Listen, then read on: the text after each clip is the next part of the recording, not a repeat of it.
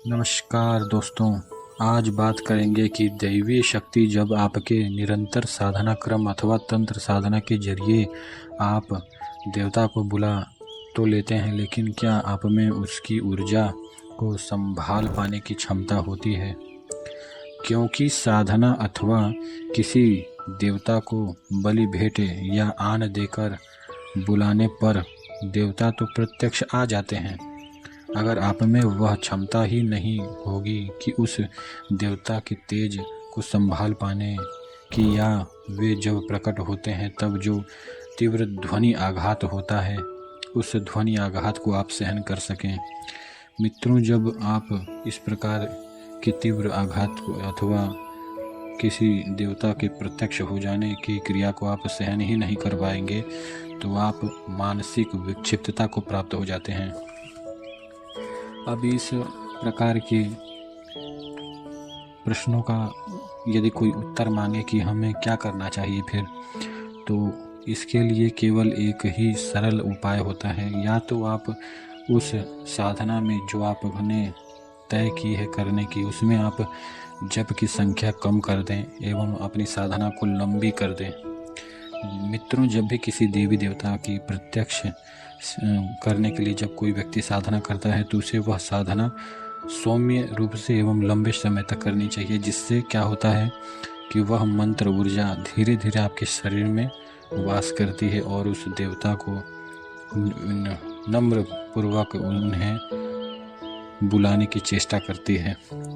जब कोई व्यक्ति किसी देवी या देवता का तीव्रता से साधना करता है अथवा उनके मंत्रों का जप करोड़ों करोड़ों गुना करता है, और इन जप के दौरान कई लोग की अलग अलग साधनाओं में कई प्रकार के विधान होते हैं, जैसे कि बलि देना या साबरी मंत्रों में आन देना या कई प्रकार से अन्य अन्य क्रियाएं भी होती हैं। इस प्रकार की क्रियाओं को करने से उन देवी या देवताओं को प्रत्यक्ष होने के लिए मजबूर होना पड़ता है, जिससे क्या होता है वे क्रोधपूर्वक जब प्रत्यक्ष होते हैं तब यदि उस व्यक्ति में वह क्षमता नहीं होगी कि उस प्रत्यक्षता को सहन कर सके, तो वह मानसिक विक्षिप्तता अथवा पागलपन या उसका कोई अंग भंग हो जाना, इस प्रकार का कृत्य या कर्म उसके साथ घट जाता है। जब इस प्रकार का कर्म होता है उसके साथ तो समाज में कई कई प्रकार की बातें फैल जाती हैं कि देखिए तो गलत साधनाएं करता था, अथवा उस तांत्रिक साधना को समाज में नीच नज़रों से देखने का प्रावधान शुरू हो जाता है। लेकिन तंत्र साधनाएं बहुत ही उत्तम मार्ग होती हैं किसी भी देवी देवता की साधना करने के लिए। और जब कोई व्यक्ति किसी अनुभवी गुरु के माध्यम से इस प्रकार की साधनाएं करता है तो वह निश्चय ही सिद्धि एवं देवता के दर्शन प्राप्त करता है।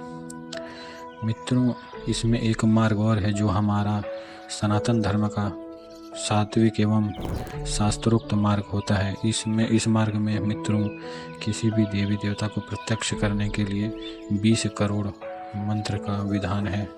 किसी भी साधक को इस साधना में 20 करोड़ मंत्र जाप करना होता है और इसमें अन्य कोई भी विधान नहीं होता है। लेकिन मित्रों, इस प्रकार के साधनाओं में बहुत ही समय लगता है और यह साधनाएं पूर्व काल की यानी कि सतयुग की साधनाएं हैं। सतयुग में हमारे ऋषि मुनि इसी प्रकार से साधना करते थे।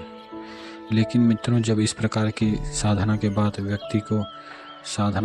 व्यक्ति को सिद्धि मिलती है तो वह बहुत ही तीव्र एवं शक्तिशाली सिद्धि होती है। वह सिद्धि ऐसी होती है कि इस प्रकार की सिद्धि पहले कभी कोई व्यक्ति नहीं पाया होगा। मित्रों, देवता प्रत्यक्ष तो हो जाते हैं, लेकिन यदि आप उन्हें सहन ही नहीं कर पाएंगे, उनके तेज को झेल ही नहीं पाएंगे, तो आप उनके दर्शन भी करके क्या कर लेंगे? पागलपन को प्राप्त होंगे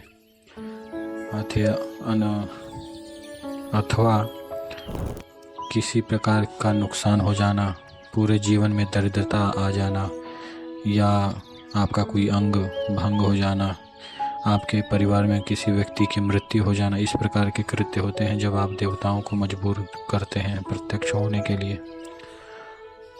इसी प्रकार के साधनाओं से रिलेटेड या आध्यात्म मार्ग से रिलेटेड किसी प्रकार के प्रश्न एवं साधनाओं के लिए हमारे चैनल पर कमेंट करें, हमारे चैनल को सब्सक्राइब करें, लाइक करें, शेयर करें।